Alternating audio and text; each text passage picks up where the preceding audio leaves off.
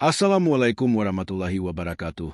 Sahabat semua, selamat datang di cerita yang penuh dengan konflik emosional dan pelajaran hidup yang bisa kita ambil hikmahnya.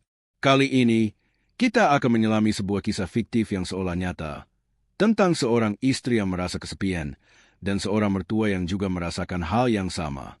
Kedua hati yang dipenuhi dengan kebingungan dan perasaan yang tak terucapkan. Konflik ini akan membawa kita untuk melihat bagaimana kesepian dapat mengguncang kehidupan rumah tangga dan betapa pentingnya komunikasi yang jujur serta pengertian dalam menjaga keharmonisan. Kisah ini mengajarkan kita banyak hal tentang rasa cinta, pengorbanan, dan bagaimana menghadapi perasaan yang sulit dijelaskan. Mari kita mulai cerita ini dan bersama-sama kita ambil hikmahnya. Jangan lupa untuk meninggalkan komentar jika kalian merasa ada pesan penting yang bisa diambil dari cerita ini. Apakah kalian pernah merasakan kesepian yang sama? Atau mungkin punya pandangan tentang bagaimana seharusnya kita menjaga keharmonisan dalam rumah tangga? Tulis pendapat kalian di kolom komentar ya. Jika kalian suka cerita ini, jangan lupa untuk klik like dan subscribe agar kalian tidak ketinggalan cerita-cerita menarik lainnya. Terima kasih sudah bergabung dan selamat menyimak. Hujan turun sejak sore, deras dan tak henti-henti mengguyur atap rumah tua peninggalan orang tua Pak Wirya. Rina berdiri di teras, memandangi jalanan sepi yang dipenuhi genangan. Di tangannya ada secangkir teh panas. Uapnya menari pelan, tapi dingin di hatinya lebih menusuk daripada udara malam itu. Randi, suaminya, baru saja berlayar 5 hari yang lalu. Sebulan ke depan, mungkin lebih, Rina hanya bisa berharap ada sinyal cukup kuat untuk sekadar mendengar suaranya. Tapi harapan itu seperti kabut menggantung tanpa arah. Di dalam rumah, Pak Wirya terdengar batuk-batuk kecil, sambil menyalakan radio tua yang memutar lagu-lagu lawas. Rina mengenal kebiasaan itu. Setiap malam, setelah makan malam yang hening, lelaki tua itu akan duduk di ruang tengah, menatap kosong ke arah dinding, seolah sedang berbincang dengan seseorang yang tak terlihat. Rina menutup pintu teras dan berjalan masuk. Pak Wirya menoleh sekilas, lalu kembali menunduk. "Tehnya udah siap, Pak," ucap Rina, berusaha menjaga nada suara tetap hangat. Tapi tidak ada balasan. Hanya anggukan kecil yang nyaris tak terlihat. Malam itu, listrik mendadak padam. Rina sontak terdiam. Rumah menjadi gelap gulita. Hanya cahaya petir sesekali menerangi wajah Pak Wirya yang kini berdiri menatap ke arah dapur. "Lampu emergensi di kamar. Bisa tolong ambilkan?" Suara lelaki tua itu pelan tapi jelas. Rina melangkah pelan, melewati ruang tamu yang terasa lebih sempit dari biasanya. Entah kenapa, malam itu, suasana rumah seperti berubah. Ada tekanan yang tidak bisa dijelaskan. Langkah kakinya terdengar nyaring di lantai kayu. Saat ia membuka lemari di kamar, suara pintu belakang rumah terbuka pelan. Rina menoleh. Tak ada siapa-siapa. Tapi bayangan seseorang tampak bergerak cepat ke arah ruang tamu. Setelah mengambil lampu darurat, ia kembali. Namun kali ini, Pak Wirya tidak berada di ruang tengah. "Pak," panggilnya pelan. Tiba-tiba, terdengar suara langkah kaki dari arah belakang rumah. Langkah berat, perlahan, mendekat. Langkah kaki itu berhenti tepat di ambang pintu dapur. Rina berdiri mematung di ruang tengah, menggenggam lampu darurat yang kini menyala redup. Napasnya tertahan. Dalam cahaya remang, bayangan Pak Wirya muncul dari balik pintu. "Maaf, aku barusan ambil jemuran yang belum diangkat," katanya pelan. Suaranya datar tapi ada getar samar. Bajunya basah sebagian. Rambutnya pun tampak lepek oleh air hujan. Rina hanya mengangguk, berusaha mengendalikan detak jantungnya yang belum juga tenang. Ia menyerahkan lampu itu ke tangan Pak Wirya. Sekilas, jari lelaki tua itu menyentuh kulit tangannya. Dingin, tapi bukan dingin biasa.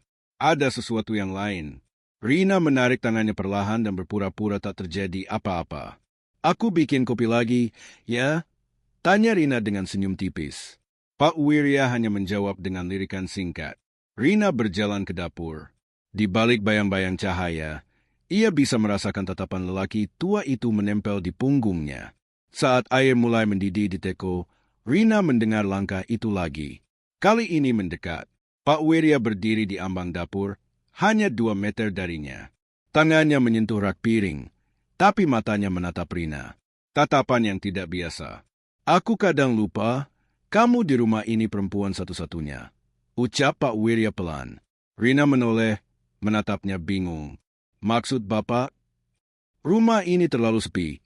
Kadang aku merasa suara perempuan di dalamnya menyelamatkan pikiranku yang sudah mulai menua, katanya lagi, tanpa berpaling. Rina tak menjawab. Ia hanya menuang air panas ke dalam 2 cangkir, mencoba mengalihkan suasana. Namun saat ia hendak berjalan melewati Pak Wirya, langkahnya terhenti. Lelaki itu berdiri terlalu dekat, tak memberi ruang. Rina menunduk, mencoba melewati dengan sopan. Tapi Pak Wirya menyentuh pundaknya. Ringan, tapi cukup membuat Rina membeku. Rina, suara itu lirih, nyaris seperti bisikan. Rina menegakkan badan perlahan, cangkir kopi masih di tangannya. Ia menatap Pak Wirya. Di mata lelaki itu, ada kesedihan, ada kehampaan, tapi juga sesuatu yang lain. Sesuatu yang menakutkan. Malam semakin larut. Hujan belum juga reda. Petir sesekali menggelegar, membuat kaca jendela bergetar halus.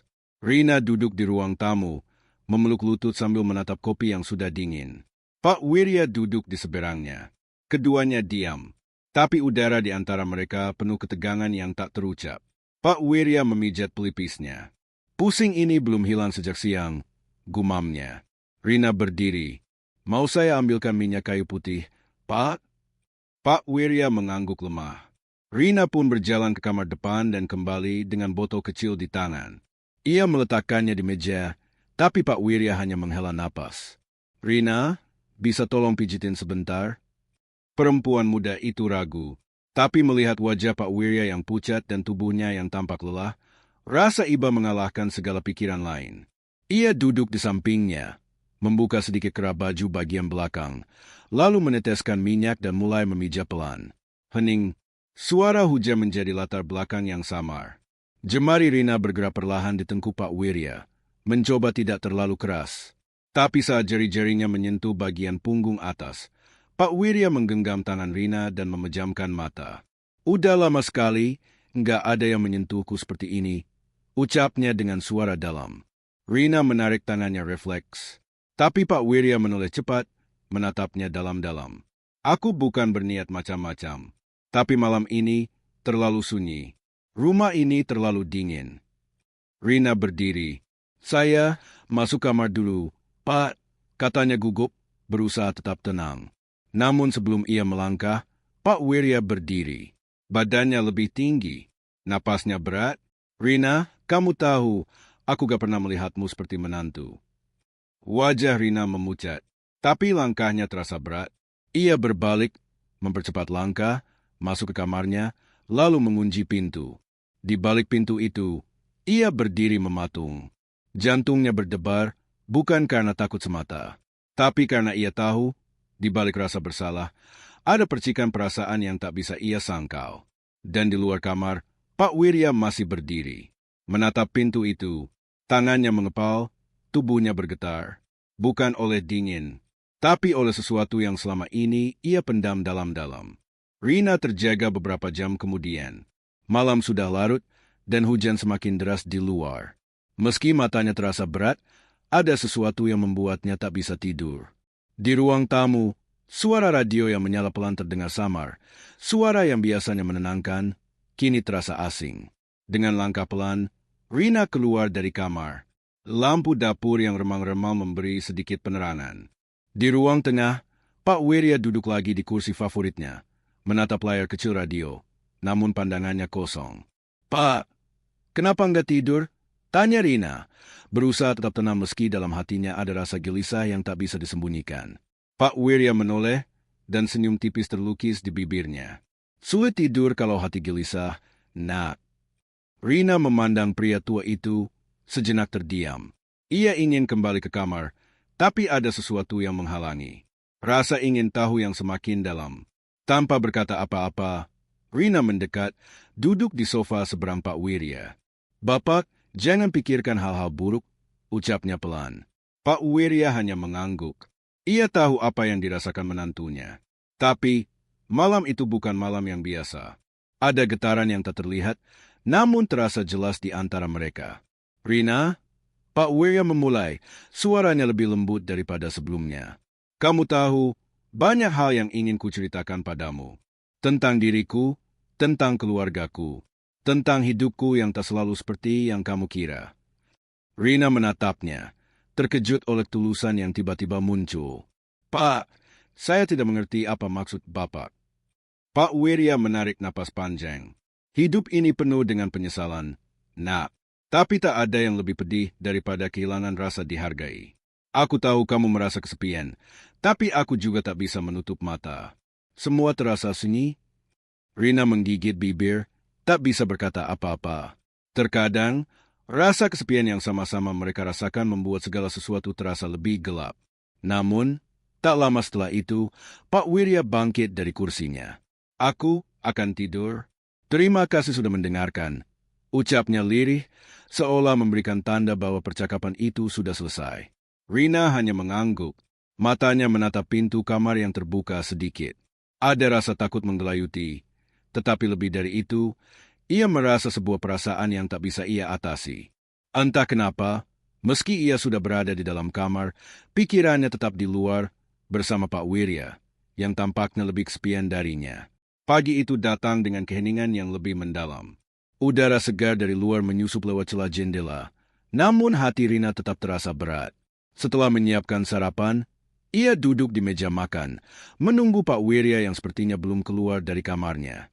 Tiba-tiba, suara langkah kaki terdengar pelan di lorong rumah. Rina menoleh dan melihat Pak Wirya muncul, mengenakan baju tidur lusuh yang sudah terlihat tua. Lelaki itu menatapnya, matanya kosong, seolah ada banyak hal yang ingin ia katakan, namun tak mampu keluar. "Selamat pagi, Pak," ujar Rina dengan lembut, meski ada kegelisahan yang menyelimuti dadanya.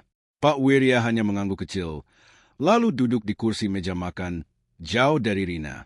Suasana pagi itu terasa aneh, seperti ada jarak yang tak terucapkan di antara mereka.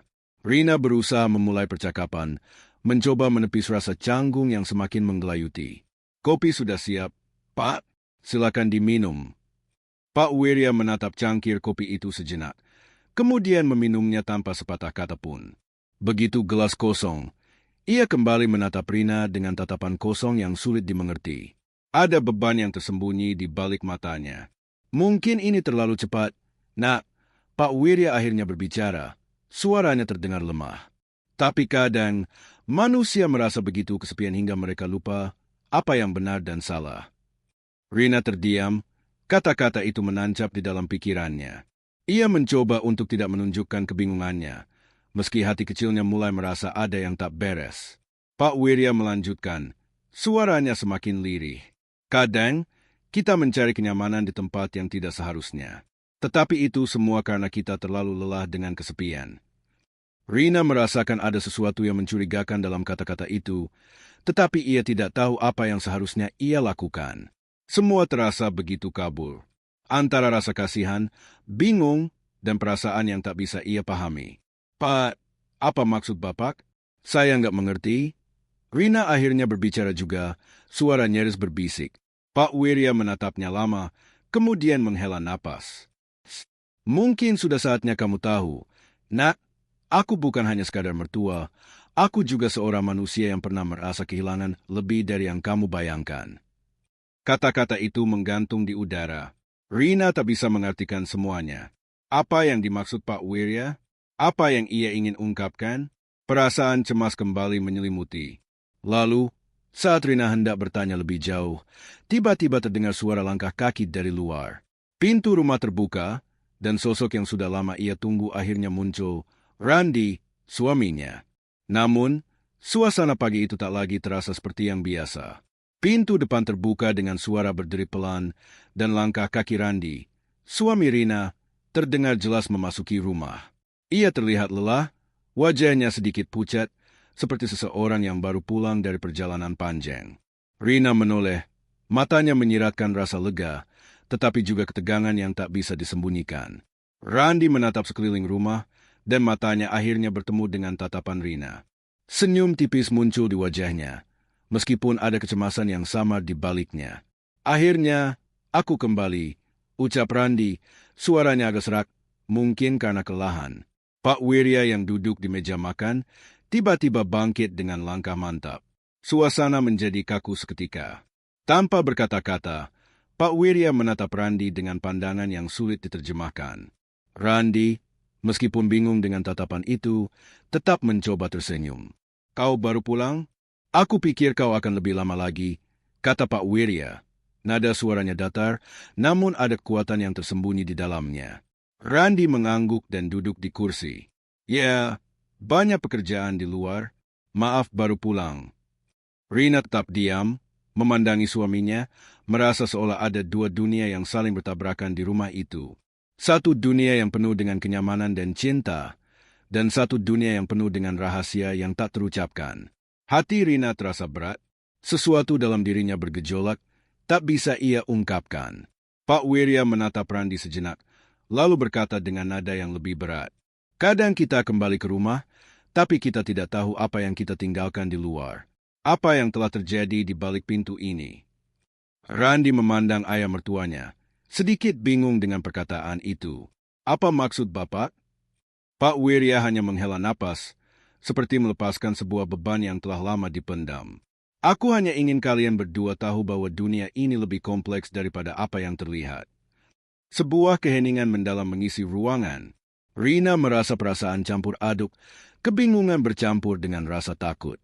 Namun, di balik rasa takut itu, ada juga rasa lega karena Randi kembali. Rasa nyaman yang perlahan menyelimuti, meskipun bayangan yang ada dalam pikirannya masih tetap mengganggu.